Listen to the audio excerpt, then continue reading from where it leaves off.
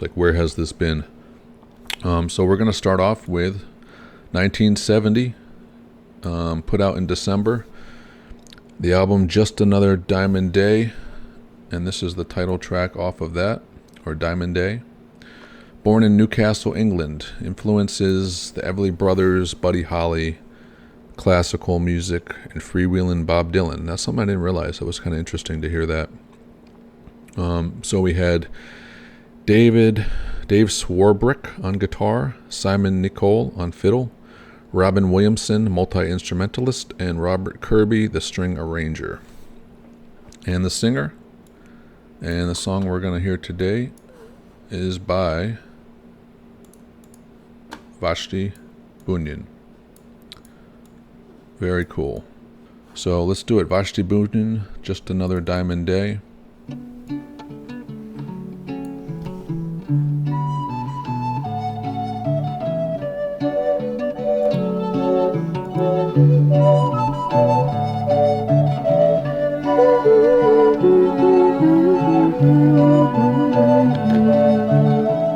Just another diamond day, just a blade of grass, just another bale of hay, and the horses pass.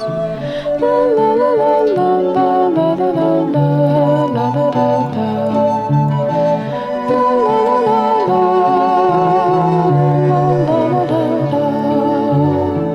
Just another field to plow, just a grain of wheat, just a sack of seed to sow, and the children eat.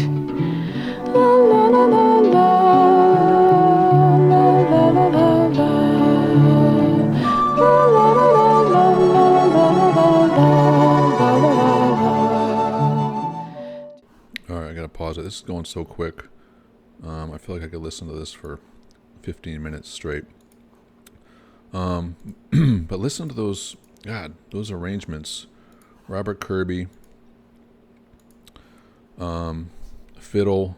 I don't know what Robert Williamson was playing, multi-instrumentalist, but God, that background is just so lush. It's so beautiful. And her voice, like, it's not just her voice, but the way that they recorded her. I don't know how they did it, but I mean, she's got this sort of whispery, it's like they put the mic right up on her, just crystalline voice, just gorgeous.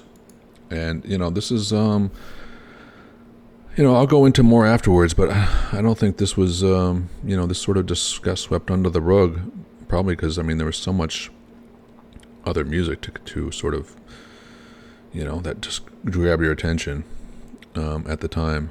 But I'll go into more afterward. This is such a short song, but luckily we have the whole album, so you can sort of hear all of this stuff in the little ditties here and there. So I'm going to rewind it a little bit more and make this last.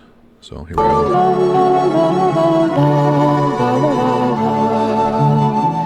Just another life to live, just a word to say, just another love to give, and a diamond day.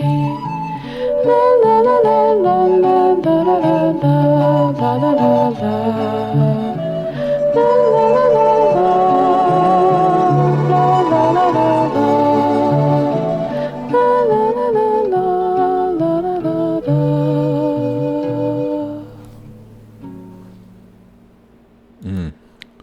That's it. You get all of this in just 3 minutes.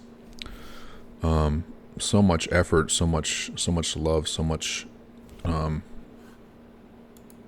work. I mean, look at the string arrangements themselves. Like, imagine how much time they took. I mean, it's simple chord progression, more or less.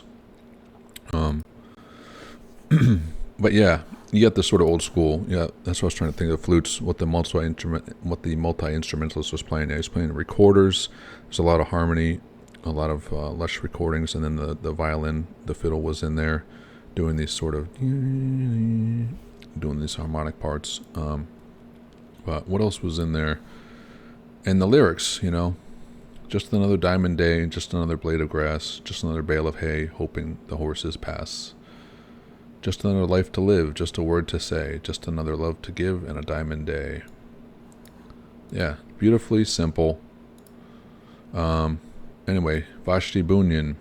Yeah, oh, so I didn't mention that the guitar and the fiddle were members of Fairport Convention. That says a lot.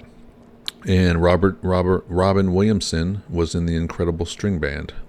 So she had some great, and then you had the string arranger, Robert Kirby. So you had a great backing there with Vashti Bunyan. So, I mean, this was like, should have been fireworks. It should have been just a great shot, like a cannon, out into the sort of folk revival in one sense. But I think maybe the folk movement had already sort of blossomed and peaked, and so maybe there was some new attention, new trends at the time. So this album, and apparently this was a very hard to find album. This was selling for $1,500 in the mid '90s. Joel Boyd was the producer. He discovered folk pop icons Nick Drake and Vashti Bunyan, guided groups such as the Incredible String Band and Fairport Convention, and produced Pink Floyd. And he said, I signed Alvin Youngblood Hart to Hannibal Records in the 90s, which, if you don't know Alvin Youngblood Hart, he was, I was a huge fan of him. He was in the sort of country blues revival in the 90s. For me, he was it. He was it. It was, and I've seen him live. He's the one to see. Gives one of the most genuine interpretations of the country blues material, in my opinion. Just fantastic. 1997, Vashti said, I put my name into a search engine. The first thing I saw was a letter from someone in Sacramento asking if anyone knew what happened to me. So I wrote and said, yeah, I do. Most people thought I was dead. The album was like a collection of exquisite miniatures. Of the 14 songs, only 2 made it to the 3-minute mark. Compositions such as Window Over the Bay and Rose Hip November were enormously melancholic, brutally delicate. Robert Kirby's arrangements, largely for recorder and string quartet, were as apt and evocative as his work on Nick Drake's 5 Leaves Left, also made in 1969. After the album failed to stir any attention, quote, if anybody referred to my music at all, I'd clam up. I'd stop singing completely. All those years I thought nobody understood my music, and I buried it. That was Vashti. So yeah, really tragic, but, beautiful in a sense. There's been a handful of songs that somehow resurged and found their way to the ears of their audience, in decades later, and it's a beautiful thing to see even them make their way, even if it's 30 years too late, but even more poignant, when it does so in that fashion. So Vashti Bunyan, if you haven't heard her, you just did. And I always, compared to other artists, I think she even said that she wasn't, not to be negative, but she wasn't a fan of like a lot of some of the folk music. She didn't like Joan Baez. She thought she was too strong for folk music, which, there's different bends of folk music. To my mind, with the arrangements, Fairport Convention and Incredible String Band and Vashti's voice, like this is the farm country style of folk music. This isn't the protest music. This is folk music at its core, without the message. It does have a message, obviously. It's not a message for the future. It's a message of where we are right now, what we appreciate in life, and the beauty of the earth and the beauty of our where we sit into it. And so it's gorgeous. Explore this music. It's a music appreciation channel. It's a space for anybody's opinion and voice, and it's all for the music, all different styles. So whatever the audience is there, whether it's 5 people or 500 or 500,000 people, this is what it's here for. So appreciate it, and we'll see you on the next go around. Take care.